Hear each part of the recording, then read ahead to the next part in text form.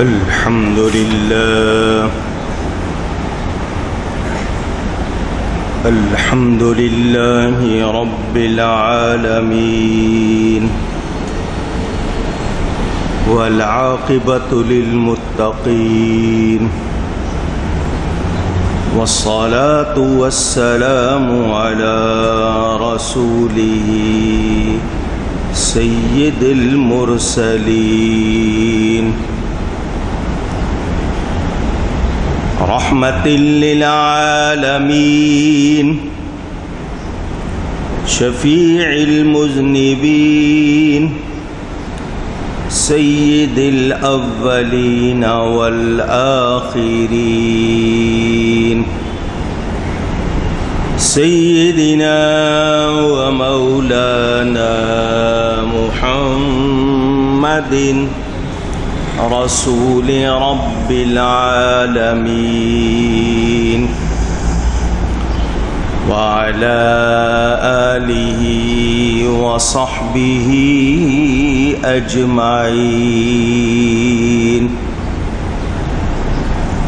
أما بعد فأعوذ بالله من الشيطان الرجيم بسم الله الرحمن الرحيم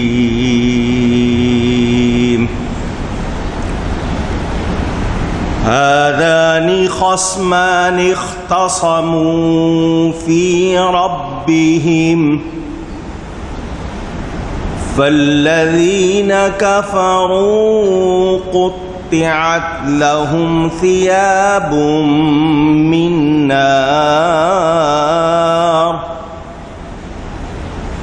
يصب من فوق رؤوسهم الحميم يصهر به ما في بطونهم والجلود ولهم مقامع من حديد صدق الله العلی العظیم۔ محبت کے ساتھ ایک مرتبہ دروشی پڑھ لیجئے۔ اللہم صلی علی سیدنا و مولانا محمد معدن الجود والکرم وآلہ وصحبہ وبارک وسلم۔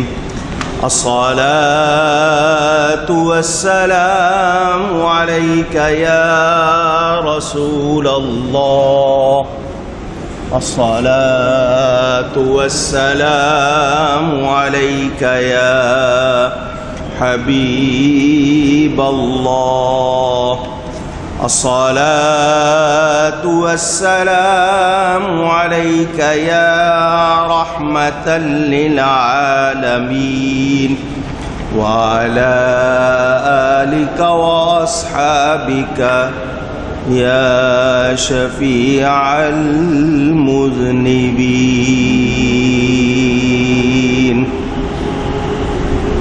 حمد و صلاۃ کے بعد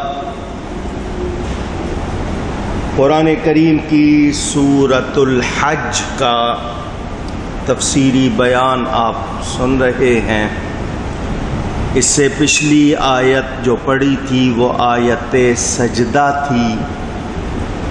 اگر دوبارہ پڑھوں گا اور پھر ذکر کروں گا تو ایک مرتبہ پھر آپ کو سجدہ کرنا پڑے گا۔ قرآن کریم میں 14 سجدے ہیں، یعنی ایسی آیات کہ جب وہ پڑھی جائیں یا سنی جائیں تو پڑھنے والے اور سننے والے کو سجدہ کرنا ہوتا ہے۔ ترتیب میں یہ 6واں نمبر تھا، اور بتایا گیا کہ اللہ تعالیٰ سے جو قریب ہونا چاہتا ہے، اپنے مسائل کا حل چاہتا ہے، اس کو چاہیے کہ وہ اللہ کے آگے جھکے اور اللہ کے سوا کسی کو سجدہ جائز نہیں۔ اب جو آگے بیان ہے میں اسی پر گفتگو کروں گا تاکہ آپ کو اسی حوالے سے مزید بات معلوم ہو۔ اللہ تعالیٰ فرماتا ہے هَذَانِ خَصْمَانِ اخْتَصَمُوا فِي رَبِّهِمْ، یہ دو گروہ ہیں، فریق ہیں کہ اپنے رب کے بارے میں جھگڑتے ہیں، جھگڑ رہے ہیں۔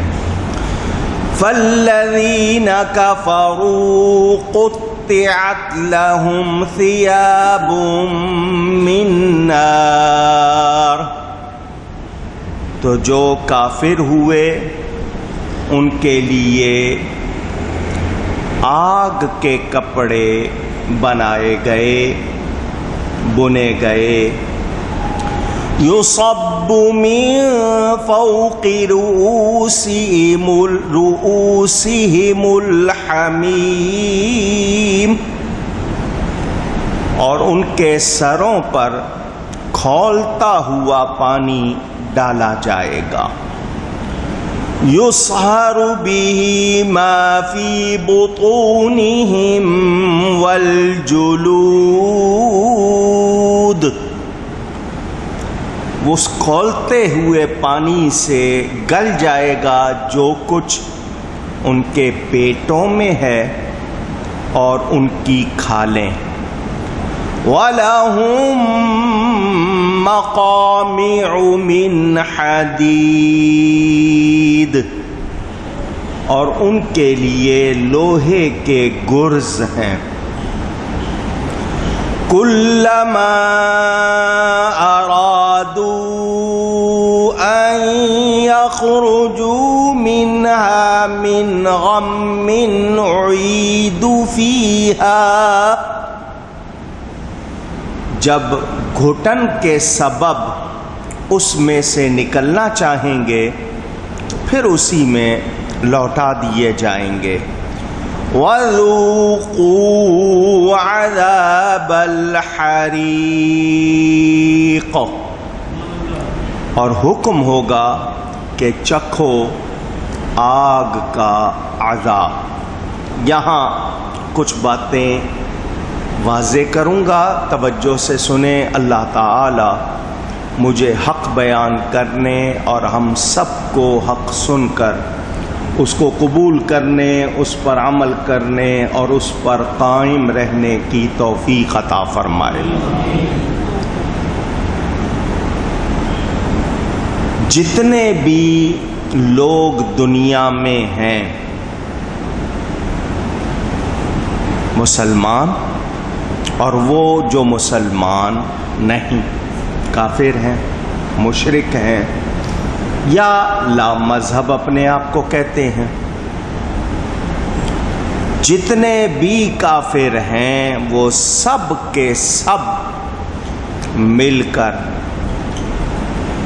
ایک ہو جاتے ہیں اور مسلمانوں کے دشمن ہیں۔ مومن اور کافر آپس میں کیا ہیں؟ اونچی کہیے، کون فرما رہا ہے؟ تو پھر دوستی کیسے ہو سکتی ہے؟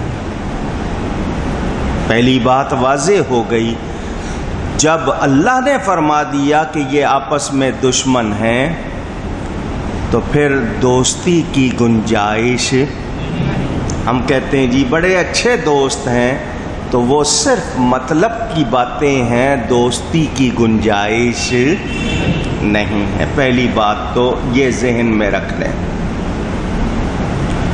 پہلے 5 فرقوں کا بیان ہو چکا ہے، اگر آپ نے پہلی آیتیں یاد رکھی ہیں اس میں 5 قسم کے لوگ بیان ہو چکے۔ مسلمان تھے، میں پھر سنا دیتا ہوں۔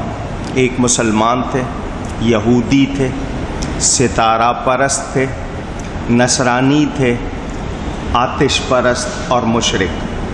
یہ بتا دیا گیا یہ سارے 5 قسمیں، یہ 5 قسم کے کافر اور مومن آپس میں کیا ہے؟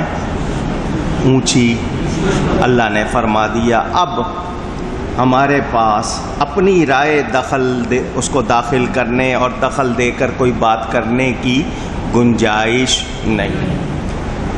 اب اللہ فرماتا ہے جو کافر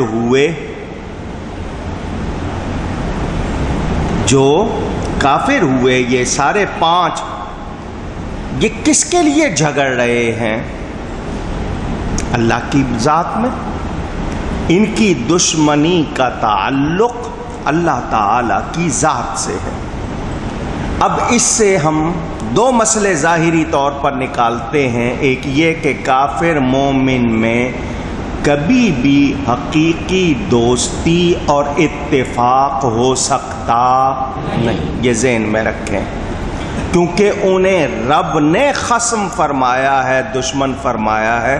تو جس کو رب تعالی دشمن فرما دے، نہ وہ حقیقی دوست ہو سکتا ہے، نہ اس سے حقیقی اتفاق ہو سکتا ہے۔ ایک بات۔ دوسرا یہ کہ جھگڑتے کیا تھے؟ اللہ کو تو ماننے کا دعویٰ کرتے تھے، یہودی بھی عیسائی بھی، جھگڑتے تو حضور کے بارے میں تھے۔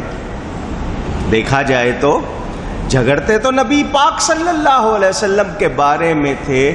تو یہ مسئلہ واضح ہو گیا کہ نبی پاک صلی اللہ علیہ وآلہ وسلم کے بارے میں جھگڑنا حقیقت میں اللہ کے بارے میں جھگڑنا ہے۔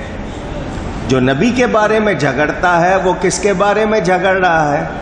مثلا میں آپ کو اور آسان کر دوں، ہم یہ کہتے ہیں کہ نبی پاک صلی اللہ علیہ وآلہ وسلم مخلوق میں سب سے افضل، سب سے اعلیٰ، سب سے بہتر ہے، قرآن اور حدیث کے مطابق کہتے ہیں۔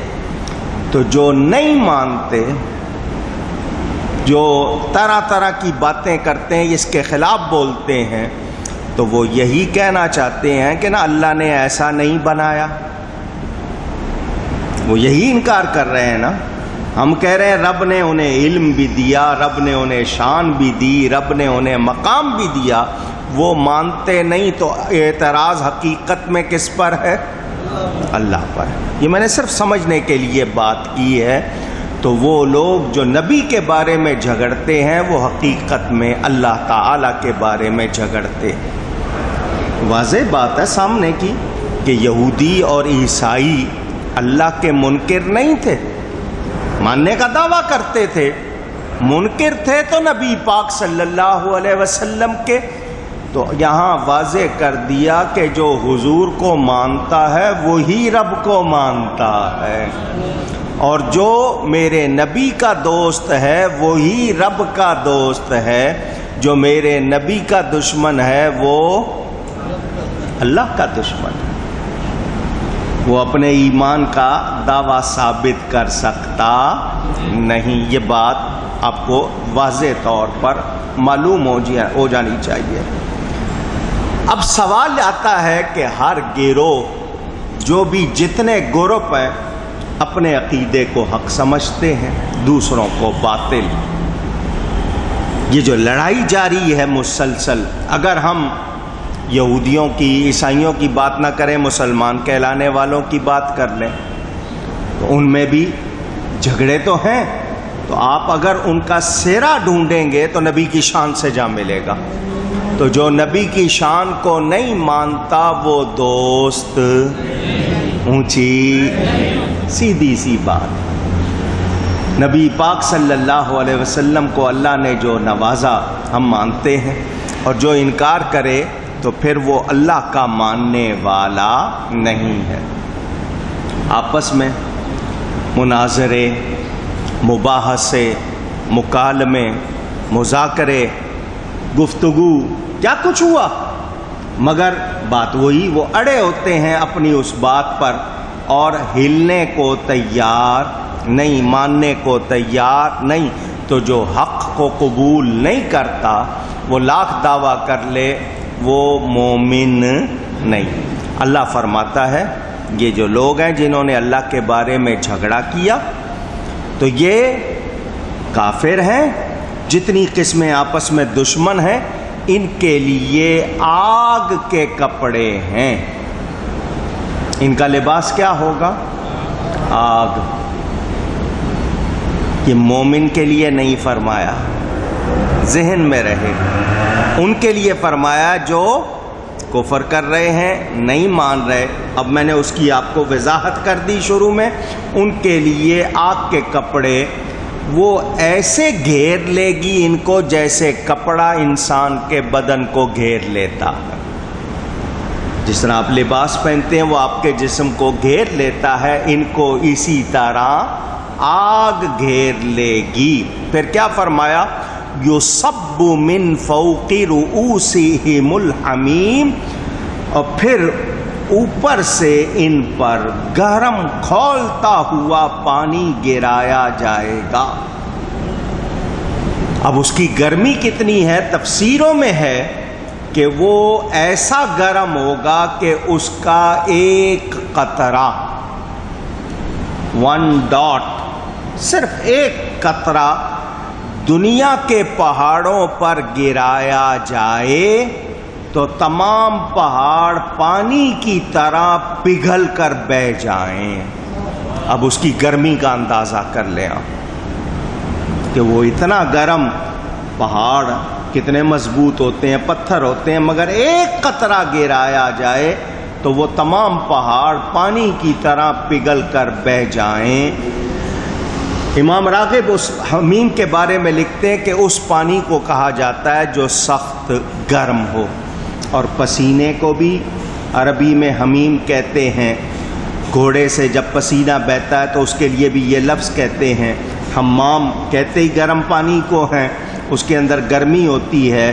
تو یہ یاد رہے کہ حما، بخار جس کو عربی میں بخار حما کہتے ہیں، اسی لیے کہ اس میں بھی گرمی ہوتی ہے۔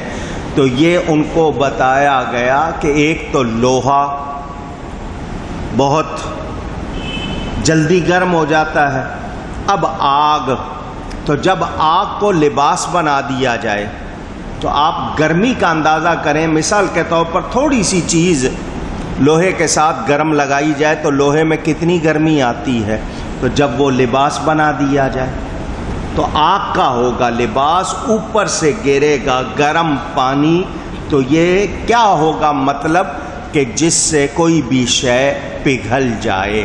تو اب پانی، ایک تو آگ کا لباس، اوپر سے گرا گرم پانی، تو کھالیں بھی، یعنی جلد، آپ کی اسکن، اور جو کچھ پیٹوں میں ہے، اندر ہے، وہ سب کا سب گل جائے گا، سڑ جائے گا، وہ بہہ جائے گا، ختم ہو جائے گا۔ اور یہ چیز یعنی آتے ہیں اندر آپ کے جو بھی کچھ ہے جسم کے اندر، وہ جل کر ٹکڑے ٹکڑے، جس طرح کہتے ہیں نا بھن گیا، اس طرح، اور وہ کھالیں جو گرم ہو کے الگ ہو کے گریں گی۔ یہ ان کے ساتھ بار بار ہوگا، ایک بار ہوا جسم خراب ہو گیا، اللہ پھر ٹھیک کرے گا، پھر ان کو وہی تکلیف مسلسل ہوتی رہے گی۔ اللہ تعالیٰ اپنی پناہ میں رکھے۔ کتنی سخت، آپ کو تھوڑی سی گرمی لگ جائے کھال فوراً کتنی سخت تکلیف ہوتی ہے، ذرا اس سے اندازہ کریں کہ ان کے لیے کیسا بیان جو حق کو نہیں مانتے۔ اور اللہ فرماتا ہے جو کچھ ان کے پیٹوں میں ہے اور ان کی کھالیں جل جائیں گی، وَلَهُم مَّقَامِعُ مِنْ حَدِيدٍ، اور ان کے لیے لوہے کے گرز ہیں۔ ڈنڈے آپ کے ہاں ہوتے ہیں، آپ کسی کو ہاتھ سے مارتے ہیں تو آپ کا ہاتھ دکھتا ہے، آپ ڈنڈا پکڑ لیتے ہیں تاکہ اس کو زیادہ تکلیف ہو جس کو مارا جائے اور آپ کو نہ ہو۔ تو لوہے کے گرز وہ ان کو مارے جائیں گے۔ اگر جہنم کا ایک ڈنڈا، حدیث شریف میں بتایا گیا، جہنم کا ایک ڈنڈا زمین پر رکھا جائے تو تمام انسان اور جن مل کر بھی اس کو اٹھانا چاہیں تو اٹھا نہیں سکتے، اتنا وزنی ہوگا وہ۔ تمام انسان اور جن مل کر اس کو اٹھانا چاہیں تو وہ اٹھا سکتے اونچی، تو جب ان کی پڑے گی مار،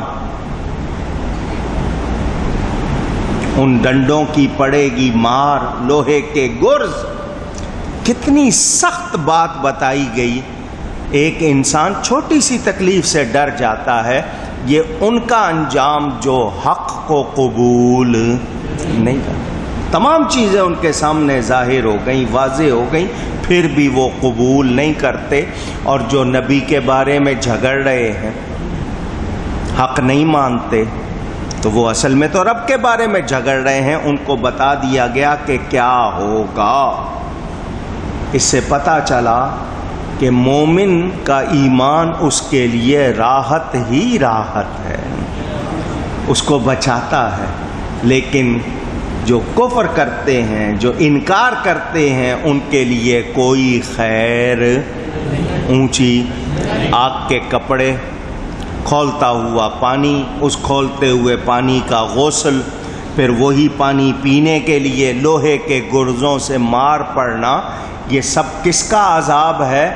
نہ ماننے والوں کا، جو مانتے نہیں۔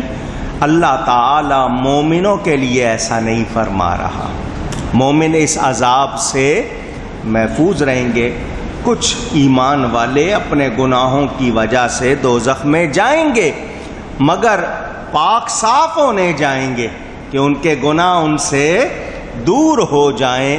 جیسے آگ میں ڈالا جائے تو گند وغیرہ دور ہو جاتا ہے، ان کو صرف صاف کرنے کے لیے ڈالا جائے گا، مگر کافروں کو مستقل عذاب ہوگا، مستقل عذاب ہوگا۔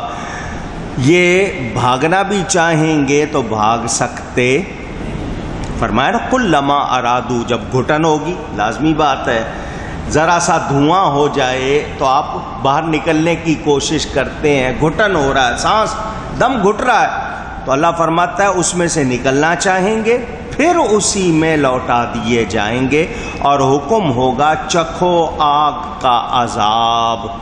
کیا مطلب؟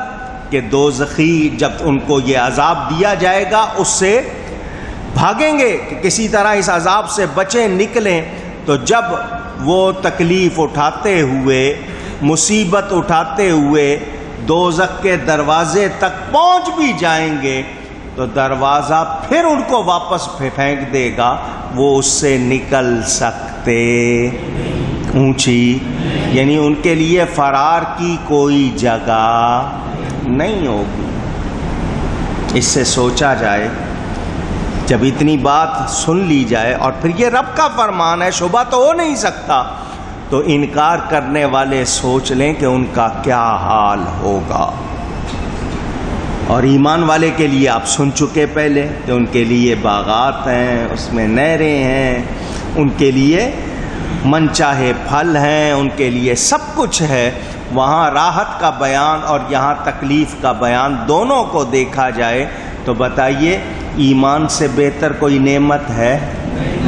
ایمان جیسی کوئی نعمت ہے؟ نہیں۔ تو یہ جو ماننا ہے حق کو، سچ کو، یہ بہت بڑی نعمت اور راحت ہے۔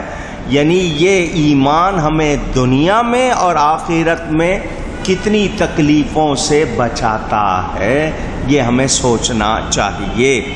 یہاں آپ نے یہ بھی سن لیا کہ بھاگنے کی کوشش، انسان ہے، تکلیف آتی ہے تو سوچتا ہے کسی طرف نکلوں تاکہ میں اس سے بچ جاؤں، تو وہ شعلوں سے، گرمی سے، کھولتے ہوئے پانی سے، گرزوں سے جب بچ کے نکلنا چاہے گا تو انہیں فرشتے کا وہ ڈنڈا پھر پکڑ لے گا۔ اب جب وہ پکڑے گا تو تفسیروں میں ہے کہ جب وہ گرز مارا جائے گا تو جہنم کی آگ میں 70 برس چلنے کا جتنا فاصلہ ہوتا ہے اتنا جہنم کی آگ میں دھسا دیا جائے گا۔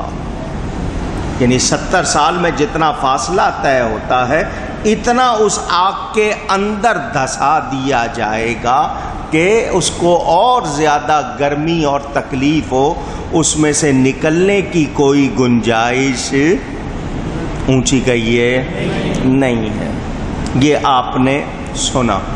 اب میں آپ کو پھر ایمان والوں کی بات سناتا ہوں۔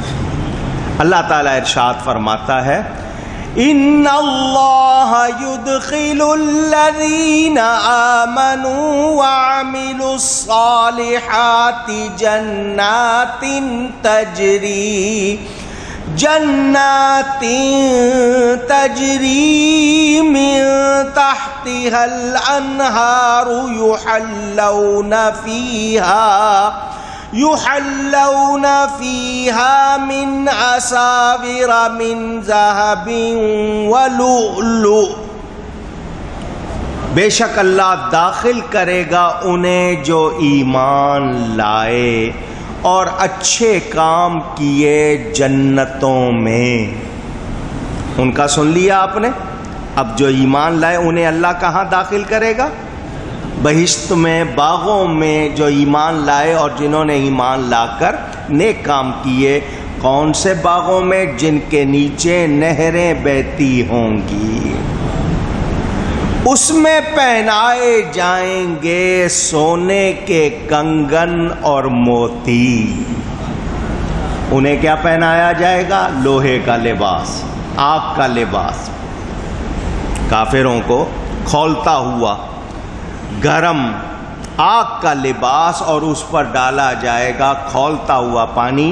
انہیں رکھا جائے گا اچھے باغوں میں، ان کے نیچے نہریں بہتی ہیں، بہت پیاری ٹھنڈک. اور پہنائے جائیں گے سونے کے کنگن اور موتی. وَلِبَاسُهُمْ فِيهَا حَرِيرٌ.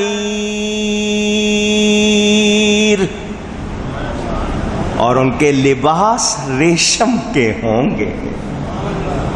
ان کے لباس کیا ہوں گے؟ ریشم. وہاں آگ، یہاں ریشم. وہاں کھولتا ہوا پانی، یہاں موتی، سونے کے کنگن. بولے ایمان میں لذت اور راحت ہے یا نہیں؟ اور نبی کے غلام بن جائیں تو پھر مزے ہی مزے ہیں. شرط یہ ہے کہ سچے غلام بن جائیں، ان کو مانیں، ان کی تعظیم کریں، جو انہوں نے بتایا وہ کریں، تو پھر انشاءاللہ جنت ہے، باغ ہے، نہریں ہیں، سونا موتی، لباس حریر کا. اللہ فرماتا ہے وَهُدُوا إِلَى الطَّيِّبِ مِنَ الْقَوْلِ. اور انہیں پاکیزہ بات کی ہدایت کی گئی. وَهُدُوا إِلَى صِرَاطِ الْحَمِيدِ. اور سب خوبیاں سراہنا، یعنی کسی بات کو جب آپ اس کی تعریف کرتے ہیں اس کو سراہنا کہتے ہیں. تو سب خوبیوں سراہے کی راہ بتائی گئی. کیا مطلب؟ انہیں وہ راستہ دکھایا گیا جس سے وہ اللہ جس ساری خوبیوں والا ہے اس کی طرف جائیں گے. ان کے لیے راحتیں ہوں گی، عزتیں ہوں گی، ان کو کوئی پریشانی اونچی. وہ بھاگ رہے ہوں گے ادھر سے، پھر دھکیل دیے جائیں گے. ان کے لیے کہاں، یہ تو رب کی بارگاہ میں جا رہے ہیں، ان کو کوئی پریشانی نہیں. اب اتنی باتیں سننے کے بعد میں نے آپ کو جو باتیں کرنی ہیں وہ یہ کہ ہمیں یہ بتائیے کہ ہم نفس اندر کی خواہشات جو ہمارے اندر پلتی ہیں ان کے لیے ہم نہ حلال دیکھتے ہیں، نہ حرام دیکھتے ہیں، نہ سچ دیکھتے ہیں، نہ جھوٹ دیکھتے ہیں، نہ غلط دیکھتے ہیں، نہ صحیح دیکھتے ہیں. بس خواہش پوری ہو جائے. جب ہم نفس کا کہنا ماننے لگ جاتے ہیں تو پھر یہ ہمیں برائی کے اندر دھساتا چلا جاتا ہے، پھر مزہ آنے لگ جاتا ہے. پھر گناہ سے نفرت نہیں رہتی بلکہ گناہ بہت پسندیدہ ہو جاتا ہے. مولانا روم رحمۃ اللہ علیہ فرماتے ہیں ایک شخص نے دوسرے کے سامنے سے گزرا ہوگا، اس کے ایک مکان کے سامنے سے، اس کو یہ کہا کہ یہ جھاڑی تیرے ہاں اگائی ہے، یہ کانٹوں والی ہے، تو یہ اگائیے، یہ کانٹے والی ہے، یہ اگر بڑھ گئی نا تو یہ مصیبت بن جائے گی، تو اس کو ختم کر دے. اس نے کہا اچھا کر دوں گا. اپنے کاموں میں انسان ہے، جس چیز کو ترجیح دے دے، پریورٹی دے دے تو دے دے، ورنہ سستی کا مارا اچھا آج کرتا ہوں، کل کرتا ہوں، آج کرتا ہوں. کل آتی ہے کبھی، وہ 2-3 مرتبہ اس نے یاد دلایا، اس نے کہا جی کرتا ہوں کرتا ہوں کرتا ہوں. وہ جھاڑی بڑھتے بڑھتے پورا جھاڑ بن گئی. اب اس کے آگے لگی ہوئی ہے, اب اس کو خود اس کے قریب جانے میں مسئلہ, اور مانوس ہو گیا کہ ٹھیک ہے لگی ہوئی ہے, دوسرے یوں کریں گے, لگی رہنے دو. پہلے اس کو تو احساس تھا کانٹے کا, اب وہ بھی نہیں ہے. اب نتیجہ کیا ہوتا ہے, تو جب وہ بڑھ جاتی ہے تو پھر آپ کو ایسا لپیٹ میں لے لیتی ہے کہ خود آپ کے لیے مشکل. اس نے وہ نہیں کاٹی, اب اس کے لیے اس کے قریب جانا بھی مشکل ہو گیا, کاٹنا بھی مشکل, اور کاٹنا چاہتا بھی نہیں. اب کہ رہنے دو ٹھیک ہے. نتیجہ کیا ہوا کہ خود اس میں الجھ کے زخمی ہوتا رہا. ایک انسان اگر وقت پر اپنے آپ کو نہ سنبھالے تو پھر وہ بگڑتا چلا جاتا ہے, پھر اس میں واپسی کا راستہ اپنے لیے وہ خود ختم کر لیتا ہے. غلطیاں ہو جاتی ہیں, بھول چوک انسان میں ہے, وہ مرکب ہی خطا و نسیان سے ہے, اسے بھول چوک ہوتی ہے. ہمارے لیے آسانی رکھی گئی, مہربانی رکھی گئی کہ توبہ کر لو. کیا کر لو؟ اونچی توبہ کے معنی رجوع لانا, پلٹنا, گناہ سے اللہ کی طرف پلٹنا, کہ جو کچھ ہو گیا اس پہ شرمندہ ہو جائیں کہ یا اللہ بھول ہو گئی, غلطی ہو گئی, آئندہ نہیں کروں گا, پلٹنا. اب آپ پلٹیں تو یہ آپ کے لیے کیسا سچی توبہ کر لیں. تو حدیث شریف بتاتی ہے جو گناہ سے سچی توبہ کر لے وہ گناہ سے ایسا پاک ہو جاتا ہے جیسے گناہ کیا ہی نہیں. التائب من الذنب کمن لا ذنب لہ, کہ توبہ کرنے والا ایسا جیسے اس نے گناہ کیا ہی نہیں. سچی توبہ کر لے, کتنی مہربانی, کتنی آسانی. اس کے باوجود ہم اپنے آپ کو درست نہ کریں, توبہ نہ کریں. یار ابھی کیا ہے, ابھی تو جوانی ہے, بہاریں دیکھ لیں, بوڑھا ہوں گا تو پھر بوڑھے ہونے کا آپ کو یقین ہے کہ اگلا پل ہے. آپ کے ہاں وہ شعر بڑا مشہور ہے نا, آگاہ اپنی موت سے کوئی بشر نہیں, سامان 100 برس کا ہے کل کی. اب کل کو لوگوں نے پل کر دیا, خبر نہیں, اگلا سانس آنا ہے یا نہیں ہمیں معلوم نہیں, مگر پرواہ نہیں, دیکھا جائے گا. ارے ابھی 2-4 سال میں ذرا یوں کر لوں, یوں کر لوں, ہماری یہ پلاننگ. تو نفس کا کہنا مانتے ہیں تو الجھتے چلے جاتے ہیں, اور پھر احساس بھی نہیں رہتا کہ گناہ ہے. تو یہ ہمارے پاس قرآن ہے, حدیث ہے, احساس دلایا جا رہا ہے, بات سمجھ میں آ رہی ہے, پھر بھی توبہ نہ کریں تو بتائیے پھر غلط ہیں یا نہیں ہیں؟ اونچی. اب ہمیں سوچنا ہے. پہلی بات, دین سے دوری کب ہوتی ہے؟ جب اندر مردہ ہونے لگ جائے. یہ ذرا میں بھی اور آپ بھی کہتے ہیں نا اپنے اندر جھانکو, یہ اندر سے جواب ملتا ہے جب دنیا اور گناہ میں لذت آنے لگے. دنیا اور گناہ میں لذت آنے لگے, سمجھ لو کہ اندر ایمان کمزور ہو رہا. ایمان دنیا کس کو کہتے ہیں؟ پیسے کو, نوٹ کو, سونے کو, چاندی کو, اولاد کو, بیوی بچوں کو, گھروں کو, سامان کو. مولانا روم فرماتے ہیں چیست دنیا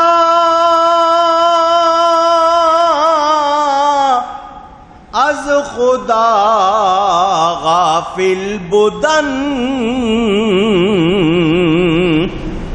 نئے قماشو نقراؤ فرزند و زن. چیست دنیا, دنیا کیا ہے؟ از خدا غافل بدن, جو تمہیں خدا کی یاد بلا دے وہ دنیا ہے. جو خدا سے غافل کر دے وہ نئے قماش و نقرہ و فرزند و زن.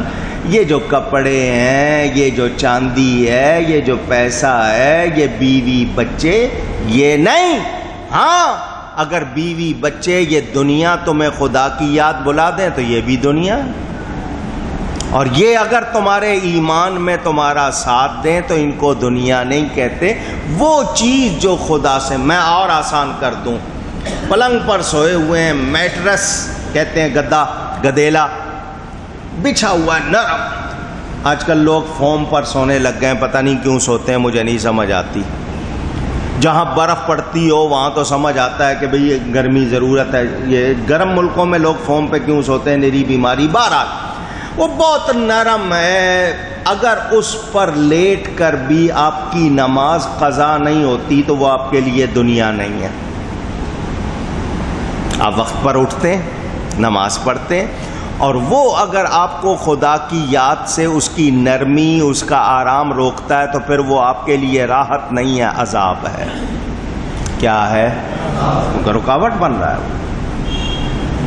حضور صلی اللہ علیہ وسلم بوریا بچھا کے سوتے تھے. ایک خاتون نے اس کو ڈبل کر دیا، دوہرا کر دیا. حضور صلی اللہ علیہ وسلم نے صبح پوچھا میری اس چادر کو، اس بوریا کو کس نے ڈبل کیا تھا؟ بتایا کہ میں نے کر دیا. فرمایا اس نے مجھے اٹھنے میں تکلیف دی ہے. کیا مطلب کہ اس پر آرام ملا ہے، نرم ہو گیا تو اٹھنے میں تکلیف. یہ میرے آپ کے لیے پیغام، ان کے لیے تو یہ مسئلہ نہیں تھا. سبق ہمارے لیے ہے کہ اگر راحتوں سے ہم اللہ کو بھول جائیں، عبادت میں سستی ہو تو وہ راحتیں نہیں ہیں. اور ہم تو ایسا ہے اس میں چھوٹی سی چیز میں خدا کو بھولے. میرے اور آپ کے معاشرے میں کیا ہے؟ میچ آ جائے نماز یاد رہتی ہے، اذان اچھی لگتی ہے.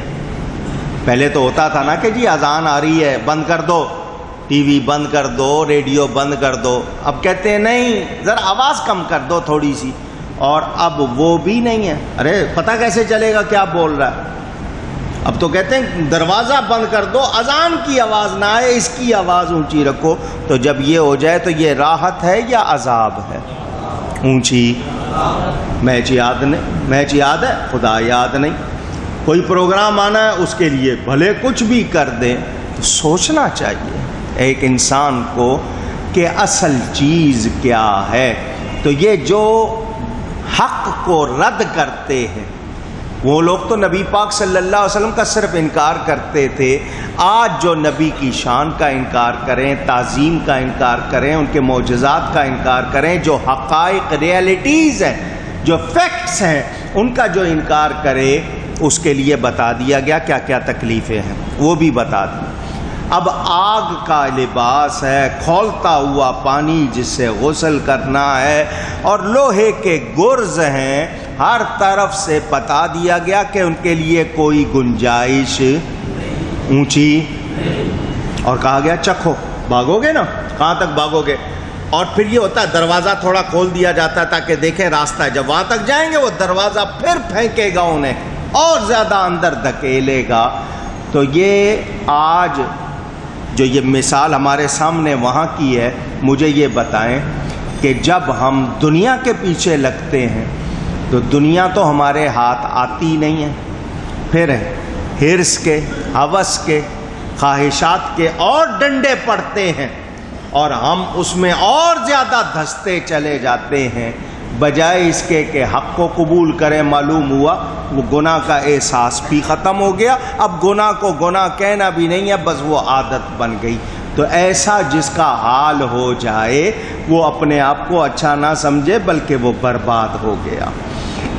اور جس کو گناہ کھٹکے کہ نہیں میں جو کر رہا ہوں یہ غلط ہے، یہ کھٹکنا اس بات کی علامت کہ ایمان اندر سے تمہیں خبردار کر رہا وہ ہے. اور جب گناہ نہ کھٹکے تو سمجھ لو ایمان بالکل کمزور ہو گیا، رہا اونچی. اب میں ایک اور کڑوی بات کر دوں. وہ لوگ جو کہتے ہیں نہیں سب ٹھیک ہے، وہ ان کا اپنا طریقہ، ہمارا اپنا طریقہ، ان کا عقیدہ غلط ہے، وہ جانے. نماز پڑھنی ہے ان کی مسجد میں پڑھ لی، اپنی مسجد میں ان کے پیچھے پڑھ لی. یہ کوئی ایسی بات نہیں. نکاح ان سے پڑھوا لو، جنازہ ان سے پڑھوا لو، نماز ان کے پیچھے پڑھ لو، ان کی بھی کتاب لے لو، کوئی ایسا مسئلہ نہیں ہے. یہ وہ خود جواب دیں گے، ہمیں کیا. یہ احساس کب آئے گا؟ یہ جو بات میں کر رہا ہوں یہ کب آئے گا؟ جب آپ کو اپنے ایمان کی قدر اونچی. اور جب ایمان کی قدر ہوگی آپ کہیں گے میں جان دے سکتا ہوں ایمان نہیں. میں اور گستاخ رسول سے کہوں کہ وہ میرا امام بن جائے، یا گستاخ رسول سے میں صلح کر لوں، وہ کبھی نہیں کرے گا. کیونکہ ایمان کا تقاضا یہی ہے کہ جو صحیح نہیں ہے اس کے ساتھ دوستی ہو سکتی. اب اللہ تعالیٰ نے ان کو دشمن فرما دیا، واضح کر دیا، اس کے باوجود ہم نہ سمجھیں تو بتائیں پھر ہم کون ہیں؟ میں نے آپ کے سامنے بات رکھی، کیا یہودی اللہ کو ماننے کا دعویٰ نہیں کرتے تھے؟ بتائیے، کیا آج نہیں کہتے کہ ہم اللہ کو مانتے؟ کیا عیسائی دعویٰ نہیں کرتے اللہ کو ماننے کا؟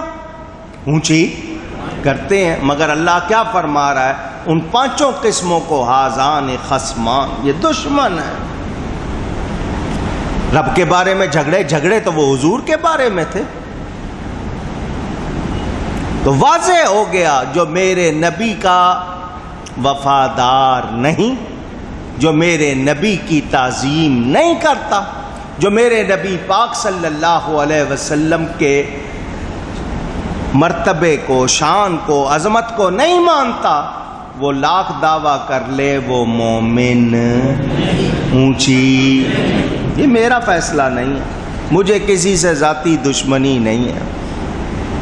آج وہ لوگ جو لفظوں کے ہیر پھیر کرتے ہیں، الجھتے ہیں، وہ یہ یاد رکھیں رب نے ساری کائنات اپنے حبیب کے لیے بنائی ہے، اور تمہاری اللہ